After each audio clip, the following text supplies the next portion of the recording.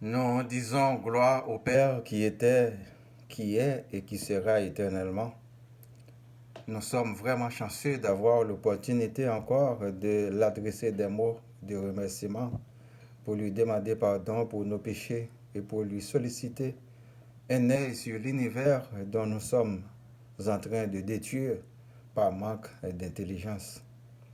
Demandons-lui la sagesse afin de prendre de bonnes décisions, de l'accepter même quand nous ne comprenons pas toujours. Quand nous pensons que nous sommes ici pour longtemps, il nous fait signe de venir sans délai. Et quand nous avons eu envie de partir, il prolonge notre vie sur la terre. Il est merveilleux et plein de bonté. Personne ne connaît ses desseins. Il est omnipotent. Plaçons en lui notre pleine confiance. Bienvenue sur le web. Luc chapitre 15 du verset 1er à 32. Tous les publicains et les gens de mauvaise vie s'approchaient de Jésus pour l'entendre, et les pharisiens et les scribes murmuraient, disant, cet homme accueille des gens de mauvaise vie et mange avec eux. Mais il leur dit cette parabole, quel homme d'entre vous, s'il a 100 brebis, et qu'il en perde une, ne laisse les 99 autres dans le désert pour aller après celle qui est perdue jusqu'à ce qu'il la retrouve. Lorsqu'il l'a retrouvée, il la met avec joie sur ses épaules, et de retour à la maison, il appelle ses amis et ses voisins et leur dit, réjouissez-vous avec moi car j'ai retrouvé ma brebis qui était perdue. De même, je vous le dis, il y aura plus de joie dans le ciel pour un seul pécheur qui se repent que pour 99 justes qui n'ont pas besoin de repentance. Ou quelle femme, si elle a 10 drachmes et qu'elle en perd une, n'allume une lampe, ne balaie la maison et ne cherche avec soin jusqu'à ce qu'elle la retrouve.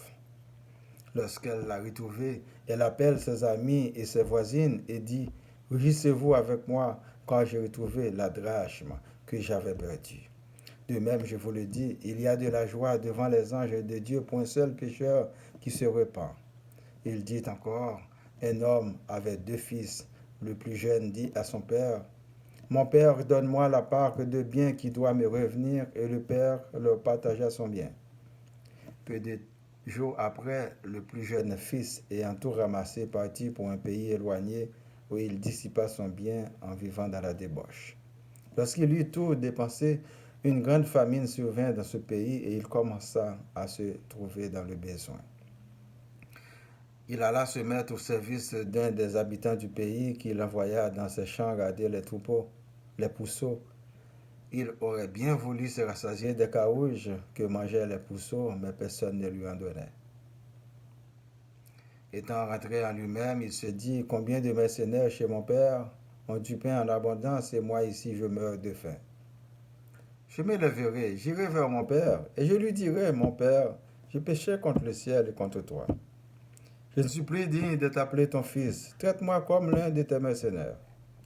Et il se leva et alla vers son père. Comme il était encore loin, son père le vit et fut ému de compassion. Il courut se jeter à son cou et le baisa. Le fils lui dit, mon père, j'ai péché contre le ciel et contre toi. Je ne suis plus digne d'être appelé ton fils. Mais le père dit à ses serviteurs, apportez vite la plus belle robe et l'en revêtez. Mettez-lui un anneau au doigt et des souliers aux pieds. Amenez le veau gras et tuez-le, mangeons et réjouissons-nous. Car mon fils que voici était mort et il est revenu à la vie. Il était perdu et il est retrouvé. Et ils commencèrent à se réjouir. Or, le fils aîné était dans les champs lorsqu'il revint et approcha de la maison. Il entendit la musique et les danses. Il appela un des serviteurs et lui demanda ce que c'était. Ce serviteur lui dit, ton frère est de retour et parce qu'il l'a retrouvé en bonne santé, ton père a tué le veau gras. Il se mit en colère et ne voulut pas entrer. Son père sortit et le pria d'entrer. Mais il répondit à son père, voici il y a tant d'années que je te sers sans avoir jamais transgressé tes ordres. Et jamais tu ne m'as donné un chevreau pour que je me réjouisse avec mes amis. Et quand ton fils est arrivé, c'est lui qui a mangé ton bien avec tes prostituées, c'est pour lui que tu as tué le veau gras. Mon enfant, lui dit le père, tu es toujours avec moi, et tout ce que j'ai est à toi. Mais il fallait bien s'égayer et se réjouir, parce que ton frère que voici était mort, et qu'il est revenu à la vie, parce qu'il était perdu, et qu'il est retrouvé. Maintenant, pour la prédication, mes frères et sœurs, et les pharisiens et les scribes murmuraient, disant, cet homme accueille des gens de mauvaise vie et mange avec eux. À bien comprendre, mes bien-aimés dans le Seigneur, Jésus n'était pas venu pour ceux qui ont été dans la sainteté de cœur, mais il était venu sauver les pécheurs, comme les criminels, les voleurs, les adultères, les escroqueurs, les corrompus, les débaucheurs, les idolâtres, les prostituées, les infâmes et tous ceux qui commettent des actions abominables. Il y en a qui sont corrects parmi nous, qu'ils continuent dans leur droit chemin. Pour les autres, ils doivent absolument se repentir pour être l'héritier du royaume de Dieu. Quel homme d'entre vous, s'il a 100 brebis et qu'il en perd une, ne laisse les 99 autres dans le désert pour aller après celle qui est perdue jusqu'à ce qu'il la retrouve? Lorsqu'il l'a retrouvée, il la met avec joie sur ses épaules et de retour à la maison, il appelle ses amis et ses voisins et leur dit, réjouissez-vous avec moi car j'ai retrouvé ma brebis qui était perdue. Ce texte nous rappelle qu'il y a dans le ciel beaucoup de joie pour un seul pécheur qui se repent, que pour 99 autres justes, parce qu'il était perdu et il est retrouvé. Imaginons-nous combien est grand un bon conseil qu'on donne à un frère ou à une sœur pour sauver sa propre vie ou pour sauver celle des autres. Tous les petits gestes de bonté comptent. Il en est de même pour les mauvais conseils qui peuvent conduire en catastrophe de toutes sortes. Matthieu 5, verset 48.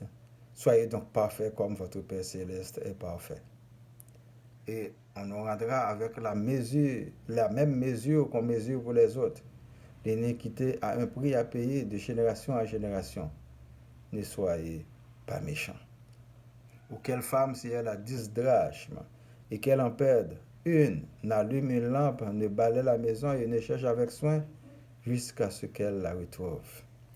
Si pour une drachme, la femme cherche avec beaucoup de soin jusqu'à ce qu'elle la retrouve et elle appelle ses amis et ses voisines pour faire la fête, à plus forte raison que le Seigneur parte à la rescousse d'un humain pécheur.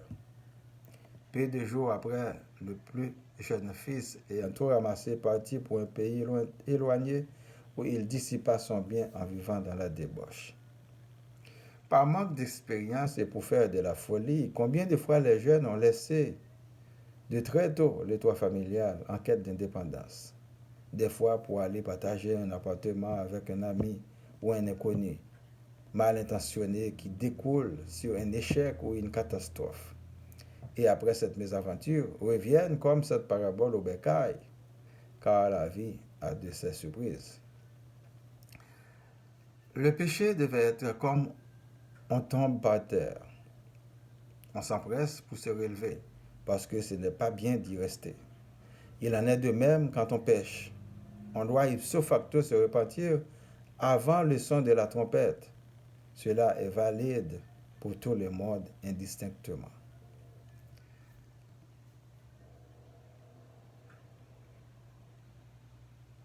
L'état du péché nous rend méconnaissables. Il change notre identité d'enfant de Dieu à enfant du diable. Pourtant, le souffle de Dieu est en nous, qui nous permet de respirer. Cherchons l'erreur. Et le pire, c'est de mourir dans cette catastrophe qui est le péché. Nous invitons aujourd'hui les leaders religieux et leurs membres à la repentance pour le plus grand amour de Dieu. Car rester et demeurer dans l'idolâtrie et dans le péché n'est pas l'option ni le plan de Dieu. Il faut arrêter de nager dans des eaux troubles. Vous vivez depuis des temps dans un système mensonger, construit et bâti pour engloutir les peuples et enrichir votre métropole à la manière des colons. Tout part et pour la métropole. afin que la communauté dans laquelle vous vivez puisse voir la lumière quand votre cœur endurci change. Les ténèbres et les abîmes disparaîtront. Ils auront moins de souffrances et de barrières pour les plus vulnérables. Ainsi, nous serons tous égaux devant Dieu et devant les hommes. Je m'élèverai, j'irai vers mon Père et je lui dirai, mon Père, j'ai péché contre le ciel et contre toi. Je te supplie digne de t'appeler ton fils. Traite-moi comme l'un de tes mercenaires. Des fois, on se sent humilié. On a la honte, après la souillure par le péché, d'être en communion avec le Père. Mais non, il nous attend tous. Il faut dire que les autres ne sont pas meilleurs et on n'est pas pire que les autres. Nous avons un seul Père, Dieu éternel des armées. Il nous attend tous à la repentance, même quand cela suscite de la jalousie et des grosses gorges. Amenez-les vos gras et tuez-les, mangeons et réjouissons-nous. Alors c'est le Père qui nous accueille et veut faire la fête pour nous recevoir chez lui. Un point c'est tout. Et quand ton fils est arrivé, c'est lui qui a mangé ton bien avec des prostituées, c'est pour lui que tu as tué le veau gras. Mon enfant, lui dit le Père, tu es toujours avec moi et tout ce que j'ai est à toi. En ce qui concerne la gouaille, il en aura toujours. Il est de notre devoir de prendre la bonne décision pour notre avenir terrestre et spirituel, souvent en brisant des systèmes conçus contre nous ou un groupe de personnes afin de se protéger. Chacun doit trouver sa place et doit vivre sa vie conformément au royaume de Dieu. Alors, en militant pour notre survie sur la terre, il faut mettre en avant le plan de l'Éternel des armées pour ne pas passer outre le royaume de Dieu. Le plus important,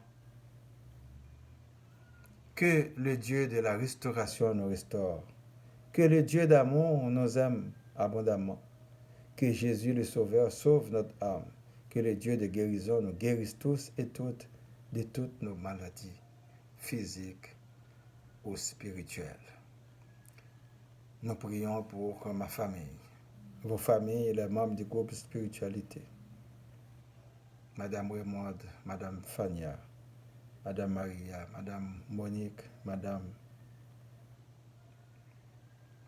Naomi, Monsieur Adrien, Monsieur René, Monsieur Estimable, Monsieur Altidore, Monsieur Emmanuel, Madame Noël Saint, Madame Nobert, Madame Micheline, Monsieur Étienne et famille, Monsieur Lavo et famille, les personnes malades, les services d'urgence, les personnels de la santé, les gouvernements, les démunis, les chômeurs, les gens d'affaires, les leaders politiques et religieux, les professionnels, les dirigeants.